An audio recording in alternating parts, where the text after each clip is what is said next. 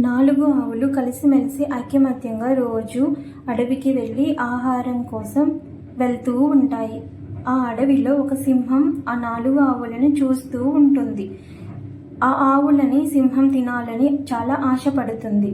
కానీ ఆ 4 ఆవులు ఐకమత్యంగా ఉండటం వల్ల వాటిని తినలేక రోజు వెనక్కి తిరిగి వెళ్ళిపోతుంది. ఒకరోజు ఈ ఆవులు ఒకరికొకరు గొడవ పడి అడవికి ఒంటరిగా మేత కోసం వెళ్ళిపోతాయి. అప్పుడు అక్కడే ఉన్న సింహం ఆ ఆవులని చూస్తుంది. ఆ ఆవులు ఒంటరిగా మేతకు వెళ్ళి ఆహారాన్ని తింటూ ఉంటాయి. అప్పుడు ఆ సింహం ఒక్కొక్కటిగా ఆ ఆవును వేటాడి చంపి తినేస్తుంది. ఆ 4 ఆవులు కూడా చచ్చిపోతాయి. కానీ ఇక్కడ ఆవులు కలిసిమెలిసి ఉంటే ఆ సింహం రావడానికి భయపడేది. కలిసిమెలిసి ఐకమత్యంగా ఉండాలి ఎప్పుడు.